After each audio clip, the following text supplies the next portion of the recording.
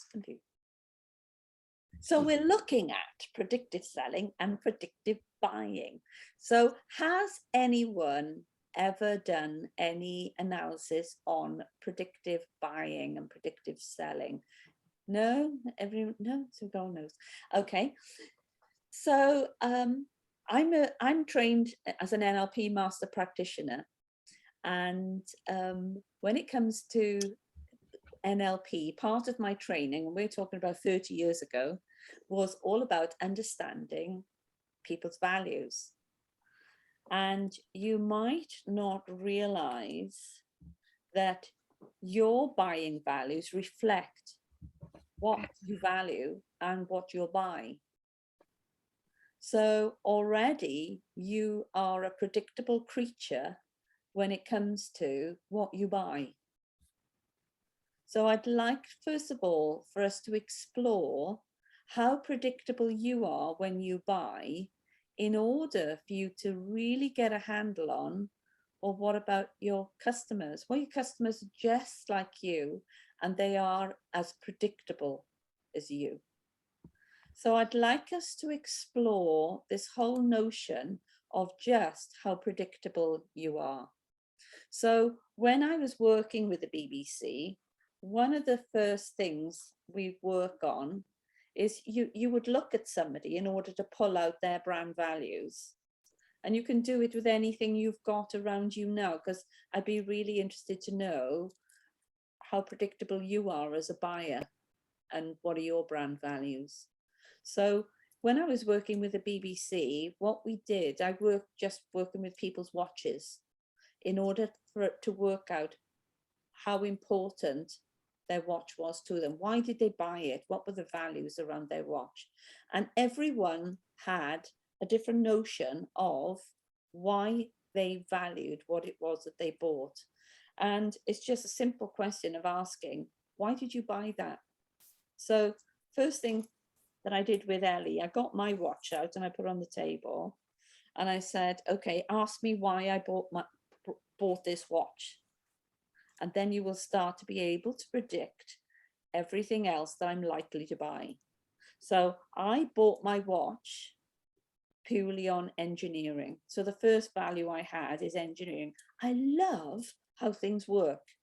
And so for me to have a Rolex, I had to look every which way how a Rolex worked, how it's engineered. I was really interested when they do some maintenance on it and do a bit of a repair on it. How do they do all that? I've only ever had it serviced once in 30 years, and that cost me 500 quid. I nearly swallowed my head. But when I looked at the lengths they went to as part of servicing my watch, I then understood, you know, why even more I love having a Rolex, because it came back brand new in a box, like a brand new watch, and they'd taken everything apart in order that it to look like, as I say, a brand new watch. Yeah. So for me, it's really, I buy a Rolex because of the engineering. It's an international brand. I really like international brands. It's a beautiful piece of styling. It's when I'm wearing it, I can almost forget about it because I can just, it's totally 100% reliable. It's very discreet. So that's giving you some clues on me as a buyer. So that's the Rolex watch, yeah? So when it came to then handbags, because I had my Chanel handbag with me, I put my Chanel handbag on the table and I said, I've bought this Chanel handbag using exactly the same values as I bought my watch. So if anyone's selling watches, I'm really not interested in a watch. I've already got my watch and I got my brand values around my watch. And then there's predictability with Chanel. So going back to the watch, okay, I paid 3,500 for this watch when I was in my 30s, early 30s. I've had it serviced, and the one only service it's had cost £500. And now this is valued at 9,000. Okay. So you can see that I'm really keen on, I'm going to invest in a brand, and I'm going to invest in a brand that increases in value. So, and then with Chanel, you know, I collect Chanel handbags. if I buy a handbag, I wouldn't buy a handbag other than a Chanel, because I'm so interested in color. I will only buy black, white, or gray. Yeah. So when it comes to handbags, it's pointless anyone trying to send me a pink handbag, because I'll always say, after I've looked at pink, green, purple, and every other color in the sun, do you make it in black? And I'll buy black. And it's exactly the same with shoes. Yeah. So again, I'm very predictable. So you can see predictable values moving from the Rolex to Chanel. So I'll only ever buy handbags that are Chanel. They're black. You pay a lot for them at the beginning, but every Chanel handbag I've bought is already tripled in value. So again, when I'm buying something, I always want it to almost like seem as though it's an investment. It's a global brand. So then when it comes to skin cream, it's very predictable. It's very predictable that I'm going to buy Crème de la Mer. It's a renowned brand. It's a global brand. It's tried and tested. The engineering that goes into Crème de la Mer, I love the engineering. The fact it was developed by an astronaut who had skin burns and then they turned it into a cream. Love the whole engineering piece. But I'm very predictable. So you can see all the values of my major investments, actually, they all mirror one another. So Ellie, are you there? Because all I can see is your screen banner. Because I need to bring Ellie in as a case study. Yeah. Okay, can you sit down so we can see you? Because you're rushing around like a fly on speed. Just washing my hands, sorry. Right. So Okay. talk us through now as a case study yourself as what happened when it came to us working out your predictability around you as a buyer. In a nutshell, Cheryl, it was literally that one question you asked me on Sunday afternoon when we were with you. And it was, the question you asked me was, why do you like Porsche? And I thought you were asking me a very strange question. But actually, it's really got me thinking about me and all the things that I like. So in terms of why do I like Porsche, similar to the story that you tell about your Rolex, you like the engineering. I like Porsche because it's German, because it's great engineering, it's beautiful, and it's very me. I think in terms of relaying that back to my business, I now understand that my own core values are so important when I'm attracting or trying to attract the right client into my business, because they need to have the same, I'm going to steal this off you, Cheryl, 5-star values that I have. Does that answer your question? Yeah. And so I know you were really struggling with understanding how to transfer 5-star into your business, because I went to Ellie's salon, and when I walked in, I got one of these faces that if it's freaked, it looks freaked. Yeah, I can't hide this face. So when I stepped into Ellie's business, immediately my face contorted, and I said, in no way does this business reflect a 5-star business. There's discord here. It ain't reflecting through the business, because I see Ellie talk about her Porsche and talk about that she wanted to work with 5-star customers. But when I stepped into her salon, there was complete discord. And I said to Ellie, I'm not going, this in no way reflects what you're telling me your business is all about. And then over lunch, the whole thing started by Ellie saying, would you come and have £120 treatment with me? And I said immediately, no. And she said, well, why not? And I said, well, I don't buy anything on price. I'm not a buy-in on price kind of person. I buy on values and the kind of values that are important to me. You need to understand. If you see me as your ideal client, you need to understand how I buy in order for you to know how to sell to me, because I'm not going to buy on price. And I didn't understand why anyone selling on 5-star values would be selling on price. So how did that resonate with you, Ellie, and what have you done since? Well, apart from being slightly mortified to start off with, basically, in a nutshell, it's made me think about that whole experience thing. So for me, it's about providing that show-stopping, walk through the door kind of environment that I would like to come into as an individual if I was going to have a treatment or buy from me, if that makes sense.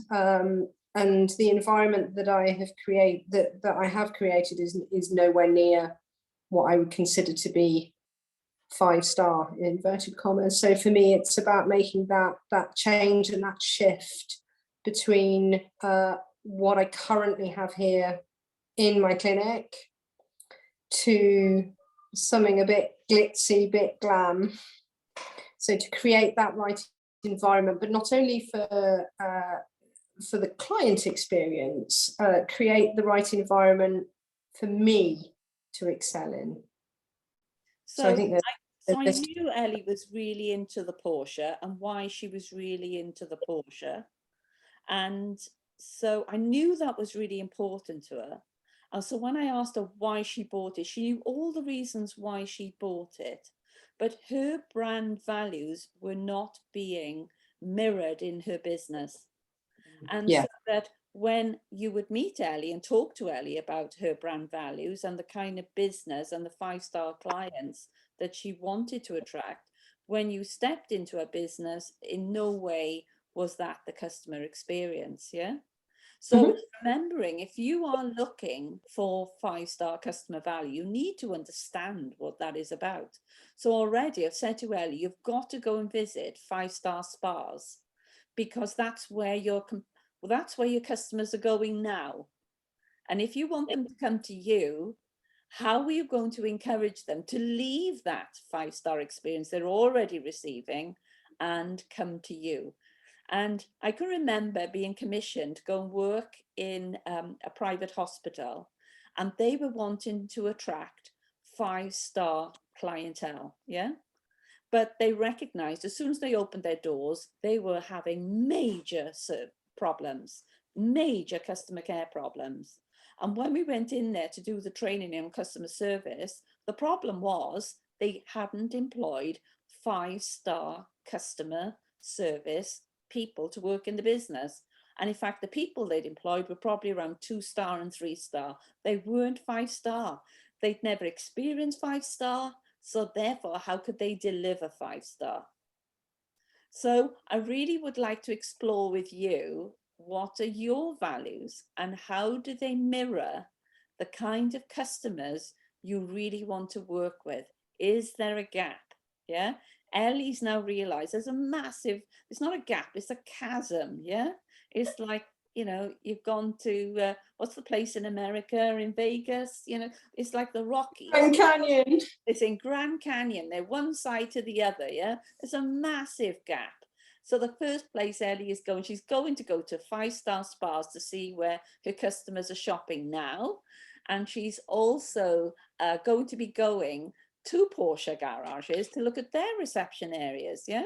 So if Porsche is so important and you love everything about them, why aren't you loving everything about your own business and creating that in your business, yeah? So that's, you know, Ellie's on a journey doing that. And I'm sure when she does it, we're all going to get invited to a little champagne reception launching her amazing salon. Yeah. So I'd love to know, when it comes to your values around, you know, the brands you shop with, what are they? Coming to you first, then Bethan. What is the one thing you love and why did you buy it? Oh, I love my gadgets. Like when you said what watch have you got? I've got an Apple Watch. I'm writing my notes on an iPad. Like I'm an Apple girl. My phone is as well. I think I like it for a couple of reasons. Number one is I'm a sucker for like the minimalist take on it, and everything's like gray and white, and when you look at the branding, like it's all very sleek, and even the user experience is very sleek. And for like a practical element as well, like I think again, going back to that idea of the watch, having an Apple Watch rather than a like an analog watch, something that hooks up to my phone and will send me notifications and track my steps, and like it has multi-use and multi-purpose.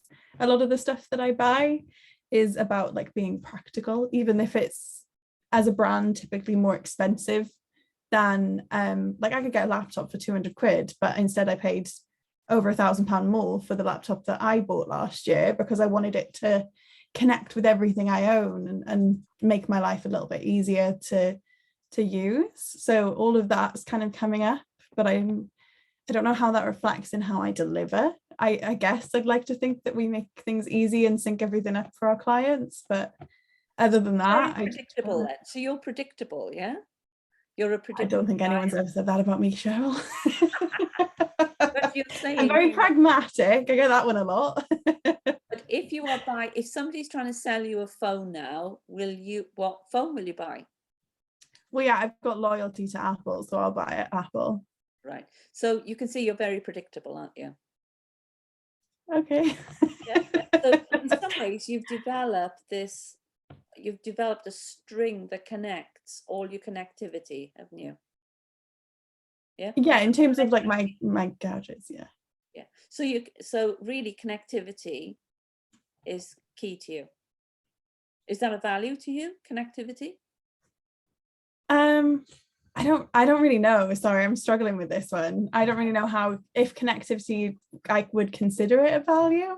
I think of other things when I think of my values, so I'm not sure. Okay, so what would be a core value to you? What is really important to you? I think it's hugely important to be kind. I'm very about ethics. I think everybody should be fair.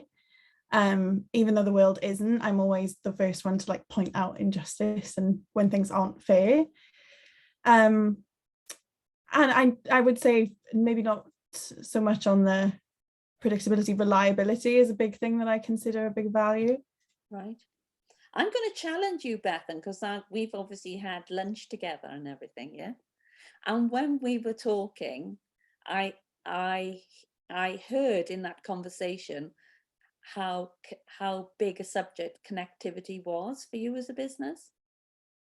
So that when people, because you felt at the time there was almost like discord, and you didn't want that discord. You wanted to feel people could really connect with you quickly, and the challenges of staying connected, even though you might want to travel, and people feeling they connect with Bethan.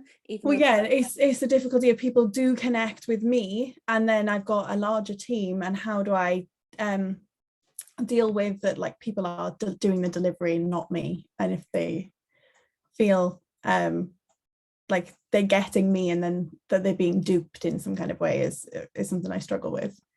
So you can see how important connectivity is in your buying decision, yeah?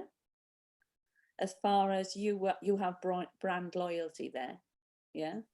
And just how important it is for people when they're doing business with you, that really they buy in the brand loyalty of Bethan, yeah? And everyone Right. wants to work with Bethan, and just how important that connectivity is, that it works, yeah? Mm-hmm. So once you start understanding how you buy, yeah, because people will be looking at you and thinking, well, you're just an amazing person anyway, yeah. And people can see just how even when you speak, you join things up, and you explain things really simply to people. To me, I think if I was to say a word for Bethan, it would be connectivity. So I would do business with Bethan, and I could sell Bethan with just the word connectivity, yeah. And think what you do with customers. You're connecting them, aren't you? Connecting to their markets, yeah. Connecting them which IT system to work, how to do social media. It's all connectivity, yeah? So to me, yeah, you have brand loyalty, and the core value running through it is connectivity. Yeah. So have a think about it. Yeah. Have a think about Will do. how you buy, why you buy it, why it's so important to you, and how is that getting translated? Because I believe it's being translated. Yeah. And should you be translating it more, or, you know, marketing it more? Yeah. How important connectivity is to you with your clients, because it's so important to your clients that they have connectivity. Yeah. So another marketing spin for you. We're going to go to Steffi. Okay, Steffi, what's important to you in your life? You know, your big purchasing decisions, and what's your why behind them? I think for me it's a little bit two sides to the story. Materialistic things don't really mean a lot to me, never have. Right. So I don't need a expensive car, especially not where I live, because it gets scratched, because I live in the countryside in small lanes. I've never been one for spending a lot of money on myself. It's not, for me, value is in traveling and seeing places. I could have the oldest camper van as long as I see beautiful spots in the world.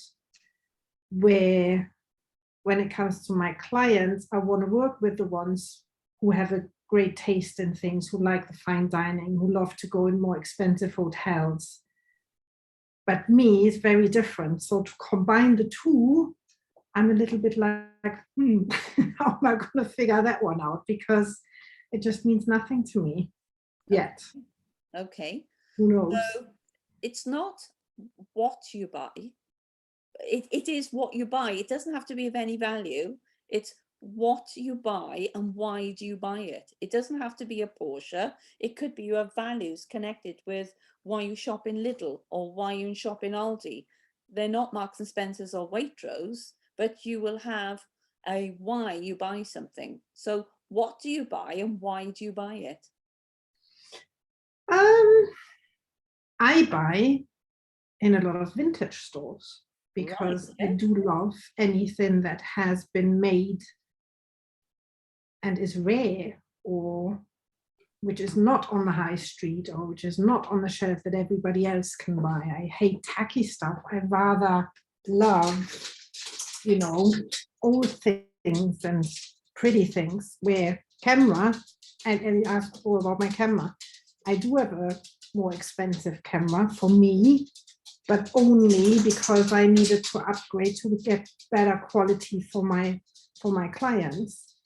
And my vintage camera only did that to a certain point, you know.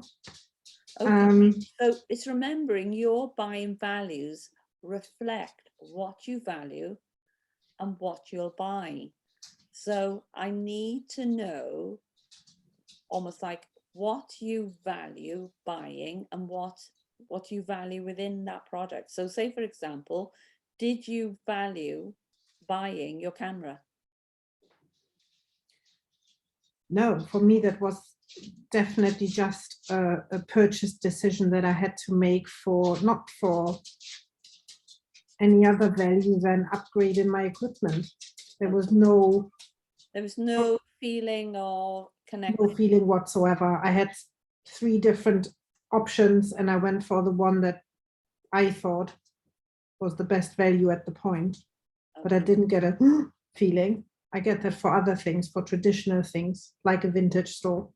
Okay, so let's go then to what you do get that buzz from buying. What would it be? Vintage clothing. Okay. Jewelry. Okay, so what is it about that you value? What is it that I guess the uniqueness, that I know this piece is probably only in this store and nowhere else, or that an old lady in Spain probably had it 80 years ago and now it's ended up in a little vintage store in Wales. Okay, more things that are important about it? I'm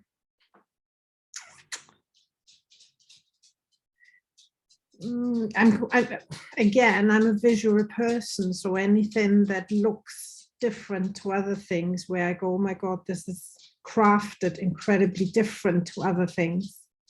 Right. Keep I going. don't get excited when I walk into B&M and I see a plant on the shelf. I Right. go into a vintage store and I see one that is hand painted, or, you know, it's different. I just get really excited. Okay. So give me, say, 5 words that are core values associated with that. What are the core values you have that relate to that? Traditional. Traditional. Karen just said creative. Yeah. Unique. Yeah.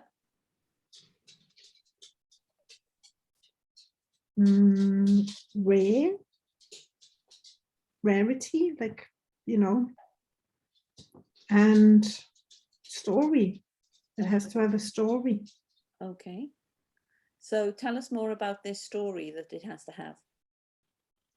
So I went, for example, to a store. It was only a second-hand shop in Chepstow, because Yeah. I had to kill time to wait for my son. And I walked into this crowded second-hand store. And there was this brooch, is that what it's called? Which was in a glass thing locked away.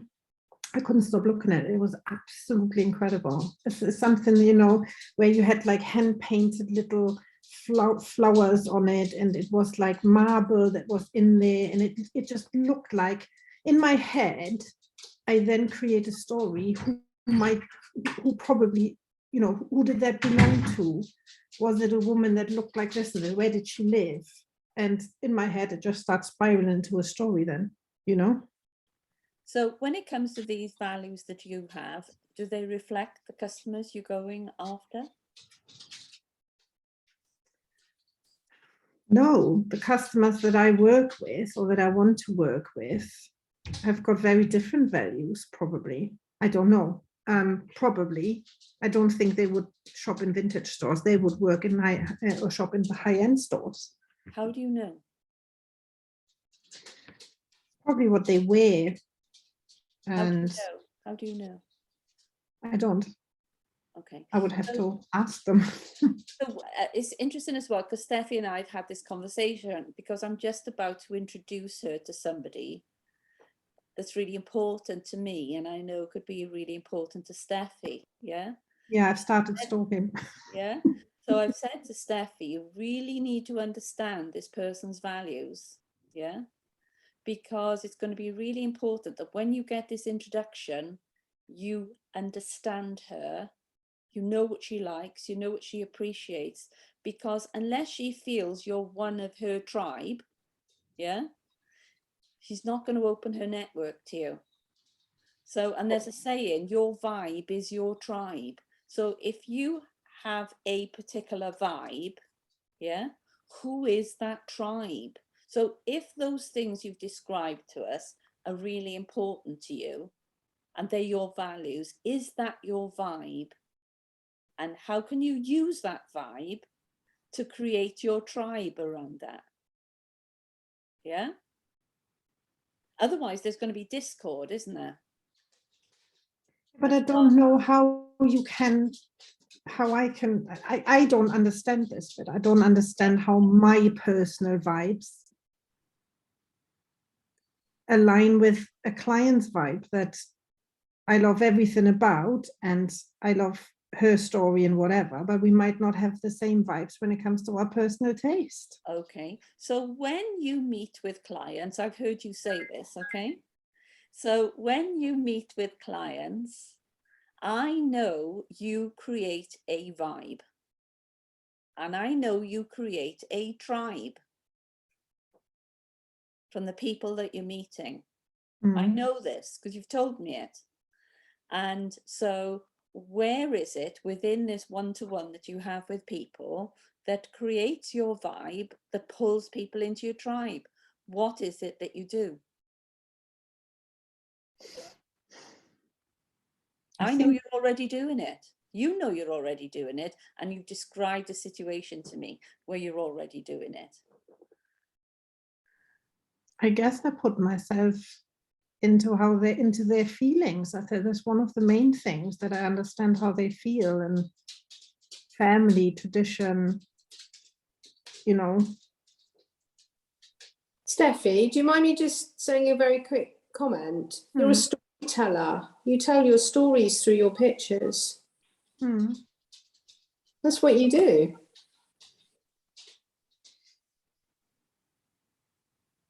I don't know what I do when I speak to people. I gotta be honest with you, it's just there. No, you're not. You told me, we had a conversation on a couple of days ago, and you said you are so fascinated by people's stories. Yeah, obviously, yes, Yes. definitely. Yes.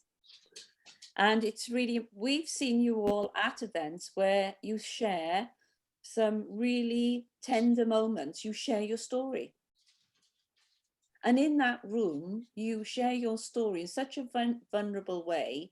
People love you, and afterwards come up and talk to you and say, thank you so much for being vulnerable and sharing your story, and really connect with you. And the whole ball starts rolling around how important it is, you know, women having confidence and being seen, That's the story that, you know, you start by the story. So I'm guessing, yes, part of what I do value in my life is the story behind things, because that's the first thing I think about. Yeah, so we've got your core value, yeah? So just like with Beth, it was connection, yeah? Yours is storytelling. Your word is storytelling. You told me just a couple of days ago, you met with somebody, it was obvious they were going to be doing business with you, but you spent most of the session just sharing stories, listening to stories. Yeah. Yeah. Yeah. So again, you know, could you ever imagine having that sales meeting with that person and not sharing your story or listening to their story? That's why my Zoom links are not 20 minutes. They Okay. take a lot longer. Yeah. But sometimes it's so difficult to get down to our values. Yeah. Now you've recognized what your value is, what's important to you. You will start building around a tribe around your vibe. Yeah. You have a vibrancy around you when you are telling stories, when you are becoming vulnerable and telling your story.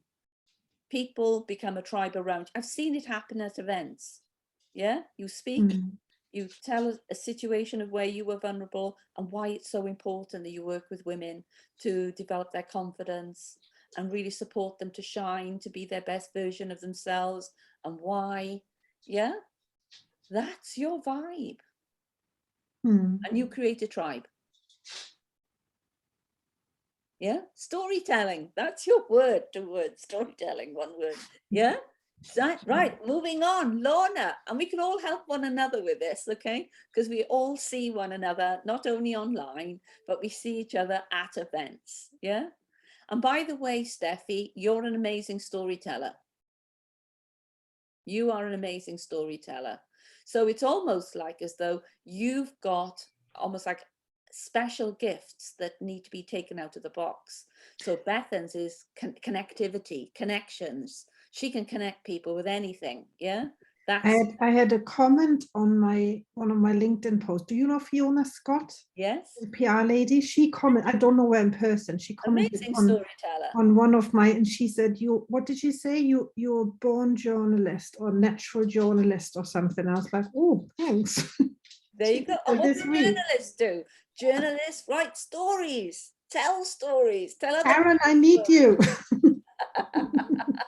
Yeah. Can you now see? It's almost like the magic you were ignoring. Yeah. You were ignoring the magic. Yeah. So your magic is storytelling. Bethan's is connections. Yeah. That's your magic. Yeah.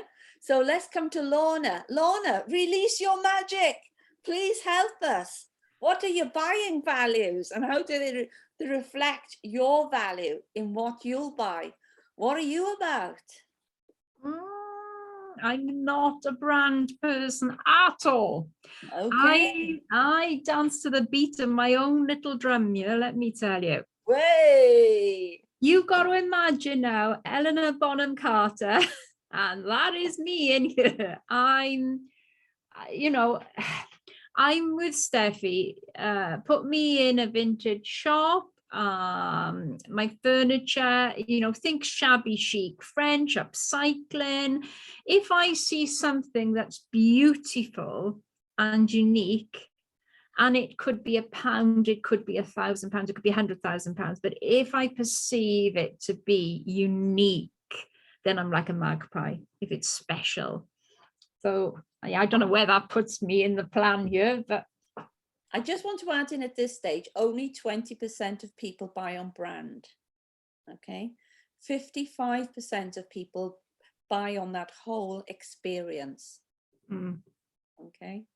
So there's lots of things that come into play. Price is quite low down. Yeah. So don't get hung up on price. Definitely. I agree. I mean, we talked about this before, haven't we? About with all our, whatever we do, it's creating desire first. Desire, and then your clients work out how to afford you. So absolutely. So we know, I know what your core value is anyway, but you're going to tell us what your core value is. My core value, authenticity. I mean, being authentic and being creative. Bang. Right. You picked one of the words, but I know your core value is creative freedom. Creative freedom, yeah. I mean, that's my strap line, and that's everything. That's everything to me. But it's also, there is this degree as well. I mean, I'm blessed to be a naturally confident person. And the one thing I see with the work, and I know Steffi has tapped onto this as well when she was speaking, whether it's a 6-year-old or a 60-year-old person who comes in, and most people come in quite nervous for a photo shoot, is watching people blossom and watching the confidence grow is amazing. It's absolutely amazing. And that's very, very special and very important to me to see that. And also, because I know your core value is creative freedom, you also allow other people to have creative freedom in how they perceive themselves. Definitely, yeah. Every sitting is bespoke. And although we have themes, we work with individuals and we nurture and we encourage. Absolutely, it's important. It's a great way to express yourself through your portraiture and tell your story and who you are. Interesting as well, just as an aside, I know I talk about my mermaids a lot, but we have more adults booking for mermaids than children. And I think there is this wonderful passion at the moment of what the hell, I'm going to do it. This is me. I'm not going to start singing, but but there is that inside so many of us, what the hell, I'm going to do something for me. And I just love that. So when people are selling in their vibe, the energy changes, the whole energy changes. And it's almost like people realize they're connecting with somebody really special. And this person has really something really special to share with them and sell to them. And you can see in that vibe, you are creating a follower. Yeah. So your vibe will create your tribe because you're so energized. It's almost like as though you sort of are set on fire. And after all, when people want their photograph taken to be they want to be on fire too. They look at you and say, I want that magic. I want a bit of that.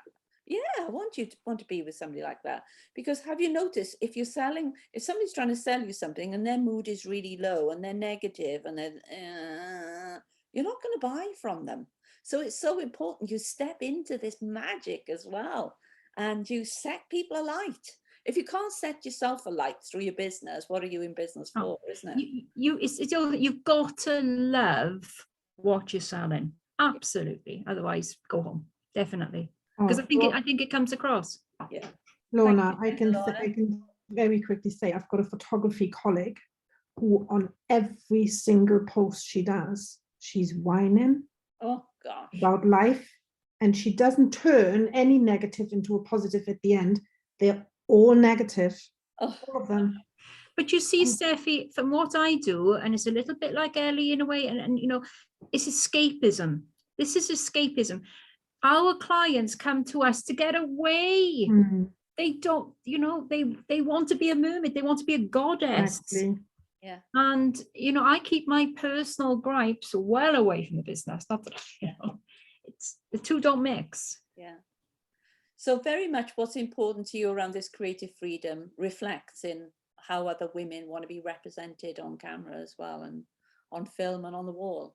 And it's that trust as well, Cheryl. It's Yeah. that trust, you know, because, you know, Lorraine and I, we say to our clients, and we are real women, because we do get nervous. Oh, are you going to do something about this and that? And what, you know, and there is a huge amount of trust that comes in. So, yeah. Lovely, thank you. We're going to come to Karen. So Karen, over to you. What is it that you value around what you buy? Oh gosh. Functionality is a big one. So my phone is a phone. It's not an Apple. It's a Samsung.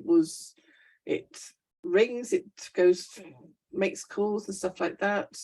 My tablet, I got it because I just want to read books on it. My car, I bought it because it was blue. Don't know what brand it was or anything like that, but it was blue. So purely functionality. When it comes to things like, I went on Tony Robbins' course, there was certain things I'd seen other people who were successful that had done. One was things like B School, one was Tony Robbins, and so it was a case of this is what successful people have done, and whatever happens, they had some sort of breakthrough and they went on to the next level and became successful. So there was a certain element of aspirational stuff going on there, that I wanted to be better, and this is what other people were doing to be better. When we have a beautiful piece of furniture upstairs that we bought in the Cotswolds. We literally went into an antique shop, saw it in the back of it, and just fell in love with it. It was £2,000. We hadn't spent anything like that before, but we had to have it. And it was antique, it was French, it was just, I mean, it's upstairs and it's just absolutely beautiful piece of furniture. And we just had to have it. So there was no brand in there. It was just beautiful. I went to Lake Como and we ended up going to a drop-in art gallery, and there was this guy who'd done these most amazing surreal art. I ended up bringing 6 pieces of art from him in my handbag, but the one piece that I wanted was something like £10,000, and I just couldn't afford that. No way had the money, and couldn't even get it out the cash point if I wanted to, if I stayed there several days. But it was just absolutely amazing. So for me, that whole creativity, that functionality, aspirational, colourful, colour is very important. When it comes to ethics, it's about patience, equality, diversity, being fair, being honest, having that integrity. But things like Amazon, it's just purely because it's easy. Yeah. So ease of use is so important, because I'm just bone idle. So if I can do it easily and quickly, then that works for me. So But I Karen, also you can see that everything's aligned with you. Because I'm a client of yours, and I know that you are all those things. You keep things simple. Everything's got to be functional. Everything's got to be workable, simple, and beautiful all at the same time. So you can see with Karen, everything's aligned. You're a great case study, Karen. Oh, thank you. Everything is aligned. If you want to learn anything about brand values in action, Karen Brown is an amazing case study. Yeah. Oh. So thank you, Karen, for sharing that. I'm going to quickly come to Beth, because I want everyone to have a chance to, share this experience. So over to you, Beth. How do you buy? And how's this reflected for you? I'm very, very bad. I won't buy for myself. I basically keep things till they fall apart. My husband gives in and buys a replacement. So I didn't choose my watch. I didn't choose my phone. I didn't choose my laptop. The only thing where I can say I've shown any loyalty is probably my car. I'm on my 4th car from the same manufacturer. Probably because they just said, do you want to update it to the new one? And it was really easy. So I said yes. So, because I don't buy for myself, that's really, really hard for me. Thinking about the only thing I do by myself is holidays. And I am very loyal, and generally we do go on holidays that are in some way, shape or form linked to Disney, because we both used to work for Disney. My husband and I were both cast members when we first came out to university. And I think we went through Disney University. We both have a master's and a doctorate in customer service. I think it was drummed into us that you don't just do what is expected, you have to go above and beyond for the guests. And I think one thing I really expect from any company I deal with is a really high level of customer service. I don't see any reason why people shouldn't be polite and friendly and do their best to help you, really. And I think I try and offer a higher level of service myself than people expect, because it was drummed into me, exceed expectations. So that's kind of what I try and offer. I don't know if that's necessarily what my customers are looking for, though. I don't know if I've put enough thought into that. Okay, but Beth gave you a clue right at the beginning. Did anyone pick up a core value right at the beginning by listening to Beth? Right at the beginning, the first thing she said. So the ease of use. No, that wasn't the first thing she said. So again, it's really important you really listen to your customers when they are chatting, because you can feed back these values. Functionality or something. No, the No, first thing it's Beth buying said- stuff. She when didn't it's buy going anything for fine. herself. Pardon? She said she didn't buy anything for herself, was the first thing Beth said. But Before she that. buys it if it falls Before that. apart. Before that, she actually said, I never let anything go. Yeah. Yeah, that was her first thing. And you know, with Beth, she never lets a client go. Yeah. So even though they haven't bought from her, she will always send them an email, and she might not do business with them for 1, 2, 3 years after she's made an initial connection. It's not as though they haven't bought, so they're gone. She never lets them go. Yeah, Beth? Yeah. Whereas some of us will go to a network meeting, collect a handful of cards, and we don't hear from somebody, so we sort of throw the cards in the bin.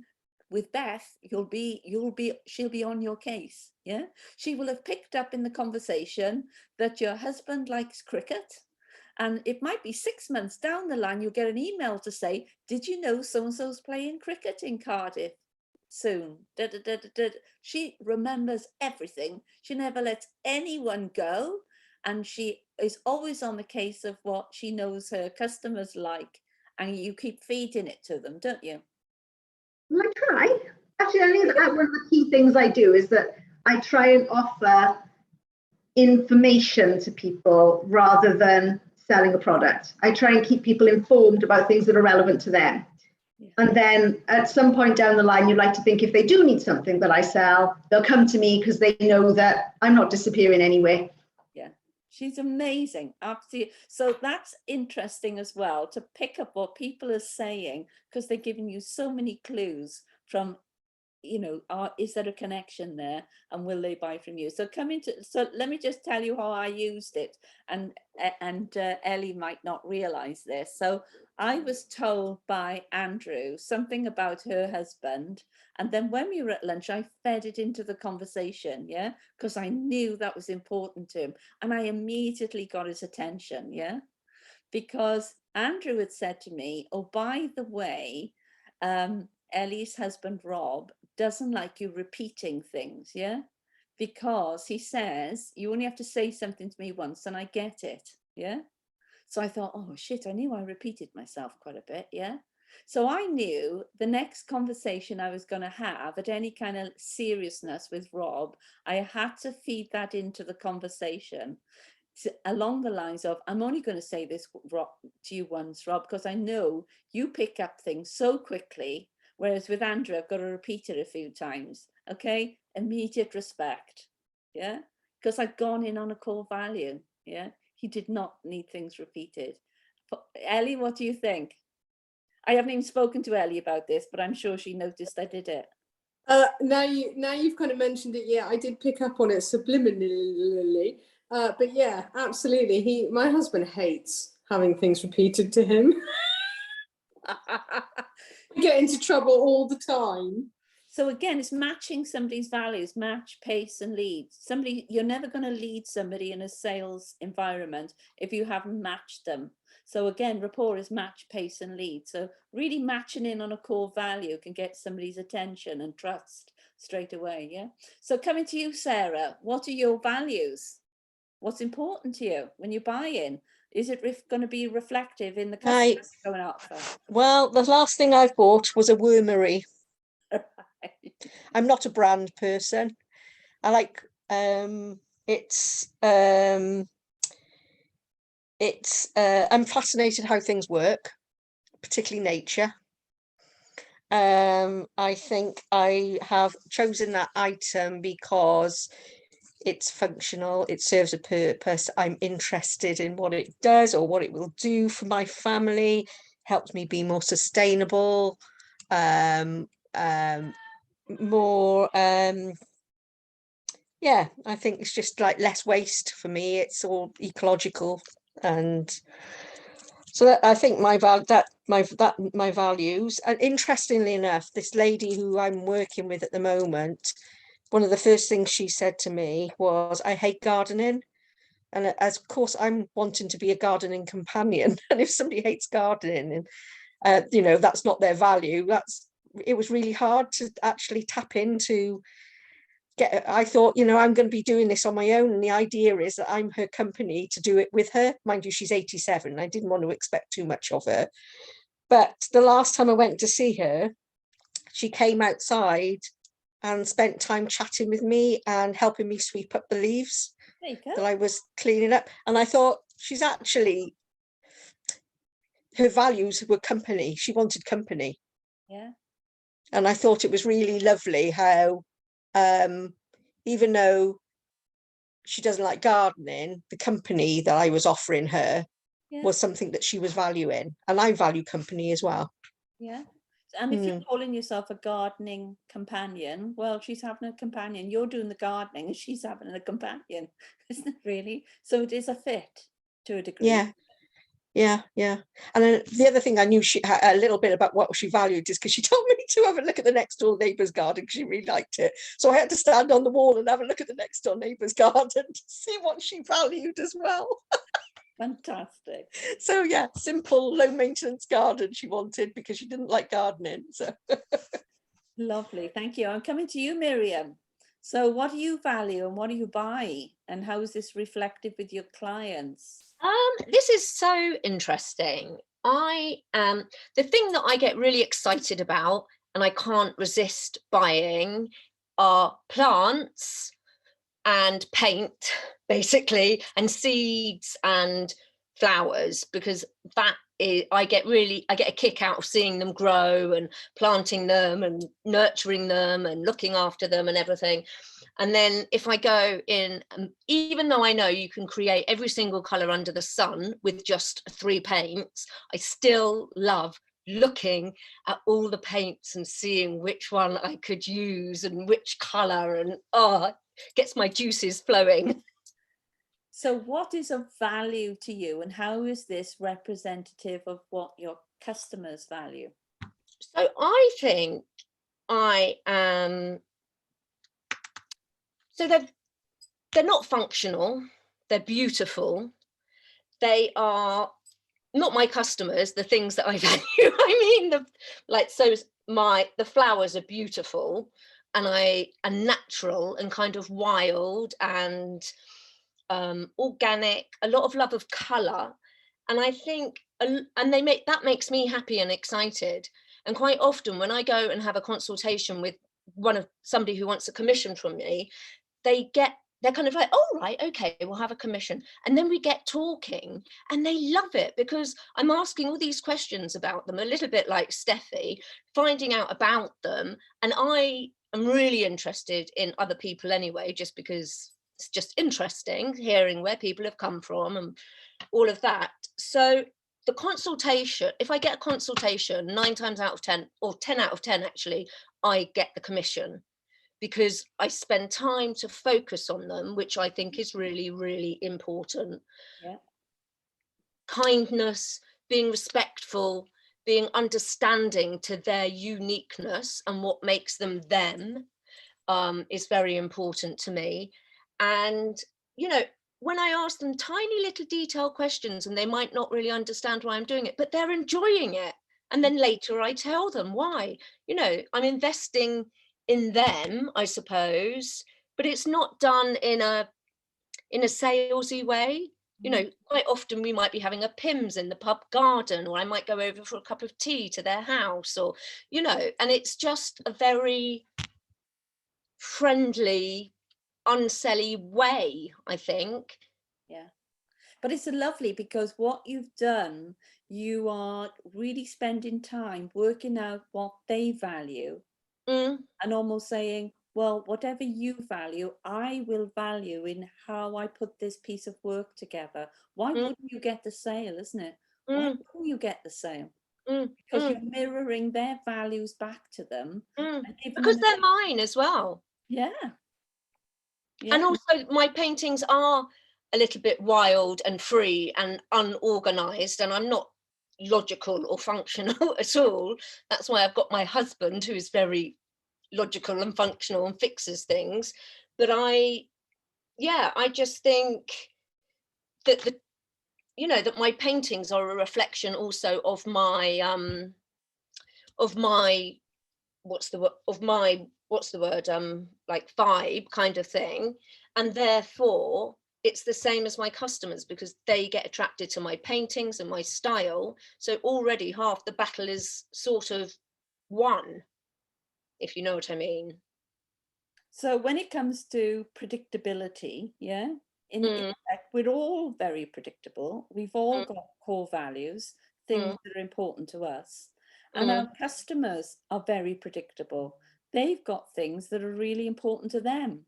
So when it comes to selling face to face, it really is about this human connection, creating this vibe between you. And I'm sure, Miriam, there's a massive vibe when you start, you know, sharing your artwork with them, sharing your vibe with them, sharing your stories with them, and Yeah, then asking them about what excites them, what do they yeah, want, going into the real detail.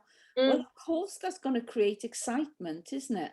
And yeah, I think sometimes we've got, in some ways, we've gone down that route of social media. I think we're all social media'd out. You know, you said, Lorna, we need to get on the phone. We need to get back in front of people. We need to get talking to people to create that rapport. I know you guys are really good one-to-one with people. You like getting in front of people, having a coffee, and really making that human connection work. And I think we've got to do more of that. We shouldn't be surprised when we've never had a human connection with somebody and we don't get the work. You know, the more we can get these human connections, to really feel connected with somebody, to share, you know, a vibe together and become part of the same tribe, I think the more work that we're going to get. But once we understand what our brand magic is, well, surprise, surprise, people do notice you have a brand magic and they do buy from you because of your brand magic. Yeah, you are your brand, and they will see this uniqueness about you. They'll see your magic. They'll be drawn to you. They'll want to talk to you. They want to meet with you, and they'll want to do some business with you. But it is more predictable than you would ever think, because you are predictable. You are your brand, and people will buy you or not. They will like you or not. Yeah. So what's my word? Your word for me is happy. Can you tell my husband that? Whenever I look at you, I feel happy. Yeah. Good. Okay. Yeah. And yeah, so that's my word for you, happy. Yeah. Amazing. Amazing. So let's do a quick round robin, what people have got out of this evening and how you're going to put it to work in your business? Because I'm sure you're probably thinking, God, that was a deep session, wasn't it? Well, we really dug deep there. Wow, I had to rethink about that one. So let's find out what you got out of it and how you're going to put it to work. So Bethan, over to you.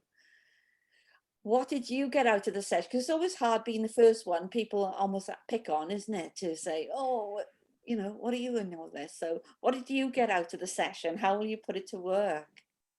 It's handy to think of like the values. I usually look at customer perceptions and values from a different mindset. So it's always nice to think about like, how does my own perception come into play there? So that's the big thing that I took away from today, I think. And yeah, just like looking at, as always, just looking at what's going on in the business. Are there new ways that we can use different language and messaging about what we do to share that? Thank you. So coming to our amazing green-fingered gardener. Yeah, Sarah, what did you get from this session and how are you going to put it to work? Quite similar to Bethan, actually. Really how my own values can mirror that of customers, really. I feel that there's a lot of people in my target market group who desire company, and I think that's something I value. So I think, yeah, I think the thing is, I can't sell the company as much as I can. It's the gardening they want to help with first of all. It's not necessarily the company, but I think what I've realised is that they realise that it's the company is the added value of the gardening that they're going to get. So yeah, I'd love to introduce you to a friend of mine, Amanda Richards. And Amanda does a lot of gardening for the elderly. And yes, she does do gardening with them, but they use her services coming in. It might be the only people they see in a week. Yeah. This is the same for this lady. Yeah. So it'd be good for you to meet with Amanda, for her to see what her clients get out of her going there and doing the gardening. That would be really helpful, actually, Cheryl. Thank you. Yeah. Thanks very much. Pleasure. So coming to you, Karen, what have you got out of this evening? How are you going to put it to work? Apart from really recognising you're outstanding. So how are you going to put it to work? Well, I think for me, it's not about phone calls. It's about getting in front of people. That coffee with Karen, that's where I can really talk to people, see what they're doing, and I really connect with them. I'm working on a CRM at the moment. So one thing I'm going to be adding in with the sort of fields that you can create yourself is their core values, what our common ground is, and things like what books have they published, so that I can create that database of information about people that I've met and keep following them up again. Yeah. And for me, that was always the big thing, because I sort of got sort of complacent, really, I think is probably the word. But just sitting down, getting that CRM done, get all that information compiled, and then start targeting people and getting to know them better, and doing that deep dive so that I can actually work out who actually are going to be really good clients for me. It's almost like doing a Beth. Never let them go. Yeah. I'm going to become a Beth when it comes to books. And never let them go. But this is the thing about the CRM, and it's something that it's been on the background and been on the back burner. But one of the reasons why I didn't do it is because there's just an awful lot of information to put on there. But I also see it as an investment now in time and thing. The one I'm doing is called Less Annoying, and it puts all your contact details for all your clients in, but you can put all the different stuff like your own calendar in there, any projects and stuff. So it's customer management, customer relationship management, but it's building a database of your customers, the people you've connected with, so people you meet and then you can follow up with within a given time, and it sets things for your calendar, so like a to-do list of, you met this person today, you will follow them up in a week. Or they said, they can't buy now, but in 6 months' time, it will put a note in your diary to follow them up. So you just become more efficient. So when I set it up, I might become more efficient. I can feel another masterclass coming on.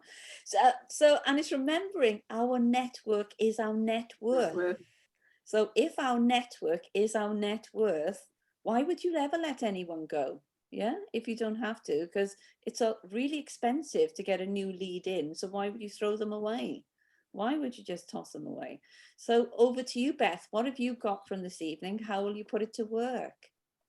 I don't think I've really ever spent time examining my customers' values. I spend a lot of time talking about their priorities and their interests and what matters to them, but not really then thought that through to what their values are. So I think I need to put some thought into that. Right, lovely. Thank you. Lorna, over to you. What have you learned? What are you going to put into action? Well, I feel a Pinterest board coming on. That's what I think. What we should do is express ourselves in this way, because I did a Pinterest board when we talked about manifesting where we're going. And actually, I think it would be really good to put together our own Pinterest boards about our values or the things that we love and things that make us feel happy and special, because I think that could be quite insightful, actually. I'm also overwhelmed to find out that Beth was a Disney cast member, which now explains everything. My friend's daughter is currently Alice in Euro Disney, so I think that's amazing. But as you say, that delight and surprise element in terms of customer service, I completely understand you now, Beth, because that's very much, I was on a course this week about it, just reminding us that we have to do what we say on our tin, but we've got to do more as well. So it's a good reminder. Yeah. So is that where the song Let It Go came from, Beth? That's a Disney song. That wasn't around when I was a cast member. It was too long ago. It wasn't last year she was doing it, Cheryl, I'm sure. Lovely, thank you. And Miriam, what have you got out of this evening? How are you going to put it to work? I think, oh gosh, it's just been really interesting thinking more about my clients and their values, and it's been quite encouraging realizing that they're quite similar to mine. They just have a bit more money to spend on paintings, which is good for me. So, you know. Fantastic, thank you. So coming to you, Ellie, what have you learned from this evening? How are you going to put it to work? Well, I think actually understanding the psychology behind my clients and how we all buy has been a massive eye-opener for me.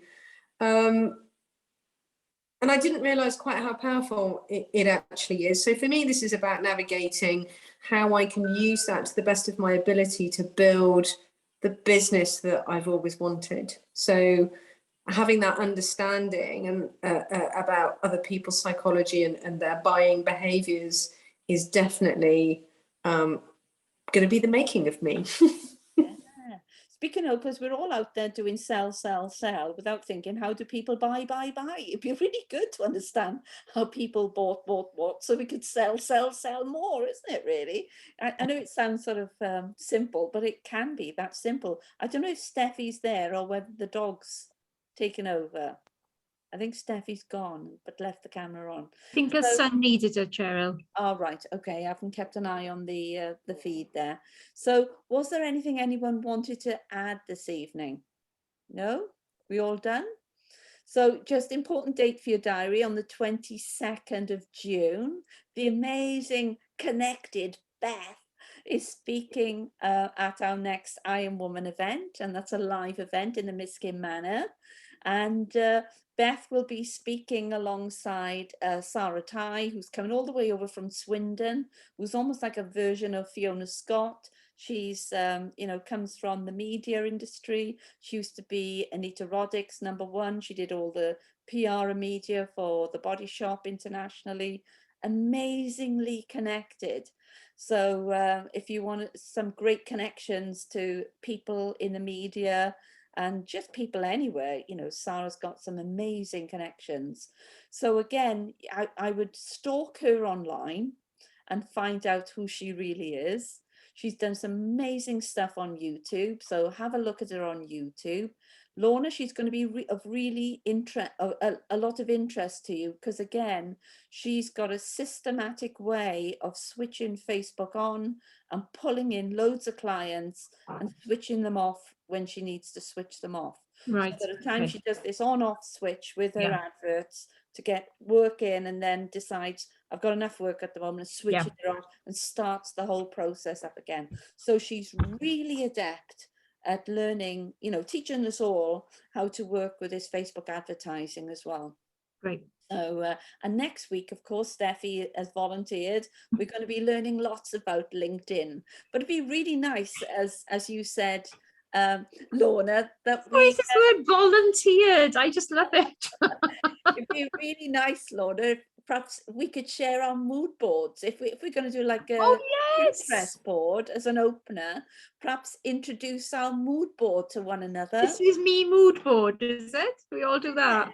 Yes, I have a mood board that we can share before the event. That's all, you know, down to you if you'd like to do one, and we'll pick it up from there. So have a great week, everyone, and look forward to speaking to you all soon. Okay, bye-bye now. Bye. Thank you, Cheryl. Bye, everyone. Bye.